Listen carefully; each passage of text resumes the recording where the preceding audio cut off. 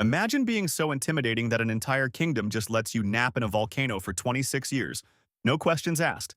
That's Vermithor, the Bronze Fury, the second largest living dragon in Westeros during the Dance of the Dragons, and honestly, one of the most underrated characters in all of Fire and Blood. Now, quick heads up before we go any further. We're covering Vermithor's entire story from the book, which means major spoilers ahead for future seasons of House of the Dragon. If you want to stay unspoiled, this is your exit. Everyone else, buckle up. Because today, we're diving into the life, the writers, and the absolutely brutal death of the dragon who spent a century watching Targaryens make terrible decisions, and then finally got dragged into the family drama anyway. Let's start at the beginning. Vermithor hatched on Dragonstone during the reign of King Aenys I, somewhere around 34 AC. And unlike a lot of dragons who bounced between riders or spent decades unclaimed, Vermithor got scooped up early by a young prince named Jaehaerys Targaryen. Now, if that name sounds familiar, it's because Jaehaerys would go on to become the greatest king Westeros ever had. The Old King, the Conciliator. The man who ruled for 55 years and somehow didn't burn the whole continent down, which, for a Targaryen, is genuinely impressive. The bar is on the floor with this family, and Jaehaerys cleared it by a mile.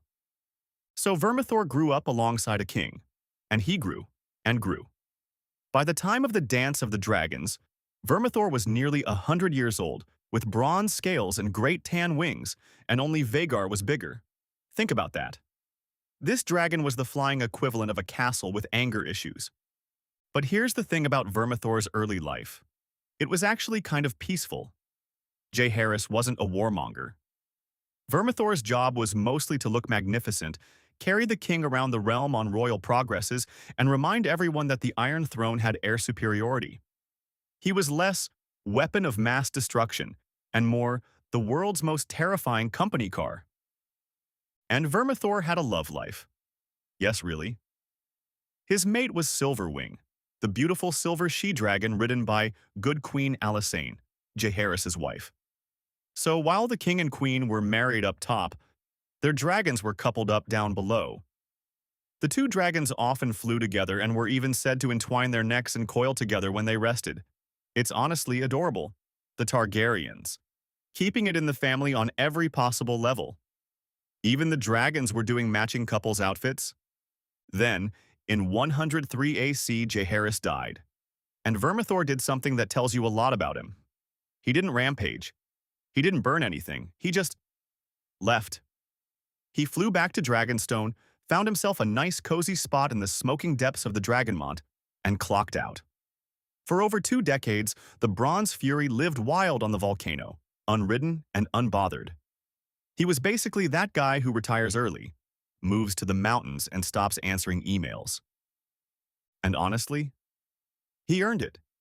He'd spent the better part of a century in public service. Let the man sleep. But of course, this is Westeros and nobody gets to stay retired. Fast forward to 129 AC. King Viserys dies, and his children immediately start the most expensive custody battle in history, the Dance of the Dragons. Team Black, led by Queen Rhaenyra, versus Team Green, led by her half-brother King Aegon II. Both sides had dragons, but here's the problem for Team Black.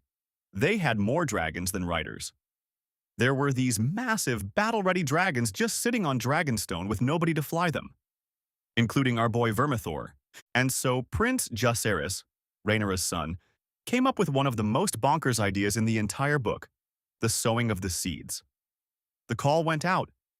Anyone who could claim a dragon would be rewarded with knighthood and a place of honor fighting for the queen.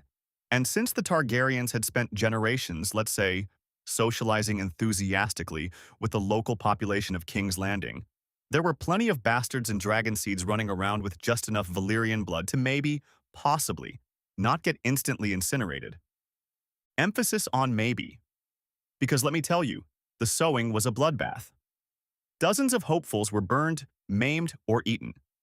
Trying to claim Vermithor specifically was basically a lottery where the losing ticket was death and the winning ticket was a slightly delayed death. Foreshadowing.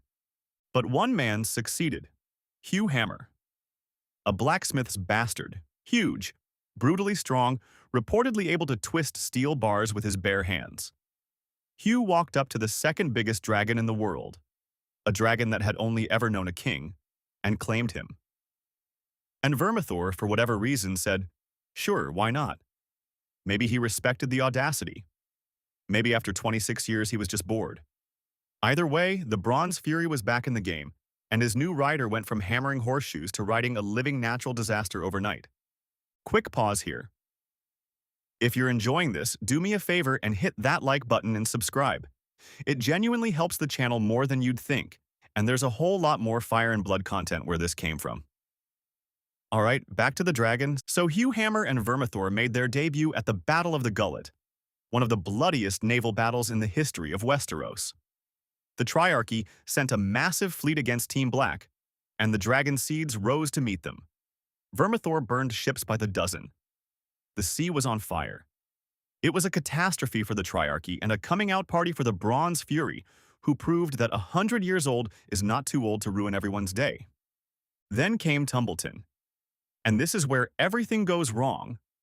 Team Black sent an army to take the town of Tumbleton, supported by Hugh Hammer on Vermithor and Ulf White on Silverwing. Yes, Silverwing, Vermithor's mate, also claimed by a dragon seed.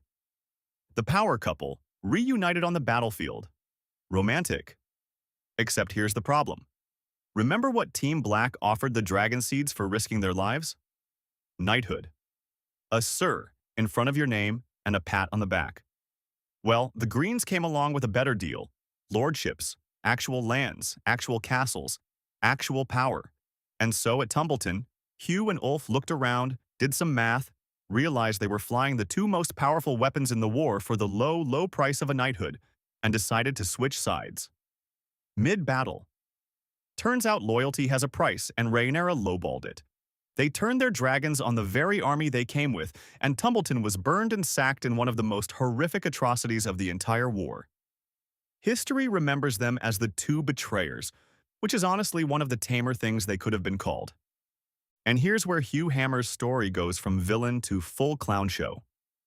Because after the betrayal, Hugh didn't just want a lordship anymore, he wanted a crown. This blacksmith's bastard, who had been a dragon rider for all of 5 minutes, started openly saying he should be king. He even took a crown for himself. His justification? An old prophecy about the hammer falling upon the dragon. My guy, you've had a dragon for one financial quarter. Pump the brakes. The Green Lords at Tumbleton were, understandably, not thrilled about taking orders from a man they saw as a low-born traitor with delusions of grandeur. So a group of them formed a conspiracy called the Caltrops, and at Second Tumbleton, when the Black Army launched a surprise attack, Sir John Roxton found Hugh Hammer without his dragon and put the Valyrian steel sword Orphan Maker right through him. Hugh Hammer, would-be king, died on the ground like anyone else. Turns out the hammer prophecy did not account for stab wounds, but Vermithor. Vermithor was just getting started. Because here's the terrifying thing, when Second Tumbleton erupted into chaos, Vermithor rose into the battle riderless. No rider, no orders, no restraint, just 100 years of bronze-scaled fury unleashed on everything in reach. He descended on the battlefield and started slaughtering soldiers indiscriminately. And honestly, at this point in the war, indiscriminately was probably the fairest anyone had been treated in months. And then Sea Smoke arrived. Sea Smoke, ridden by Adam Valerian, a dragon seed who, unlike Hugh, stayed loyal and was actually trying to redeem the reputation of the seeds. Sea Smoke was younger, faster, more agile. Vermithor was older, bigger, and meaner.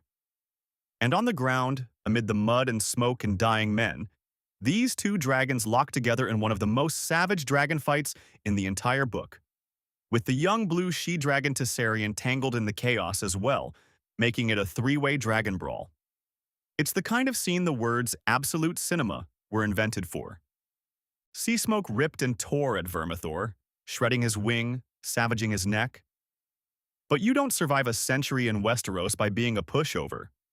Vermithor got his jaws around Sea Smoke and tore his head clean off. And then, in one of the most haunting images George R.R. Martin has ever written, the dying Vermithor tried to fly one last time, with a mangled wing and a ruined body, and collapsed and died, still clutching his enemy's head. Adam Valerian died there too, a hero. Tessarion was mortally wounded in the chaos and had to be put out of her misery by an archer. 3 dragons died at Second Tumbleton, and Vermithor went out exactly the way he lived, undefeated in spirit, absolutely not to be messed with, and cleaning up other people's messes. So what's the legacy of the Bronze Fury? For 70 years, he was the mount of the greatest king Westeros ever knew, a symbol of peace, stability, and the golden age of the Targaryens. And then, in his final year, he became a symbol of everything the dance destroyed. The same dragon that carried Jaehaerys the Conciliator ended up burning Westerosi soldiers on a muddy field, ridden by a traitor, dying in a pile with 2 other dragons. If you wanted one animal to represent the rise and fall of House Targaryen, you could not do better than Vermithor. Kings, bastards, betrayal, fire, and a tragic ending. That's the whole family history in one dragon. And of course, if you're a House of the Dragon watcher, you know Vermithor's story is far from a footnote. The show made sure we all heard that Bronze Fury scream. That's the life and death of Vermithor, the Bronze Fury. If you made it this far, you're my kind of viewer. So smash that like button, hit subscribe, and ring the bell so you don't miss the next deep dive into the world of fire and blood.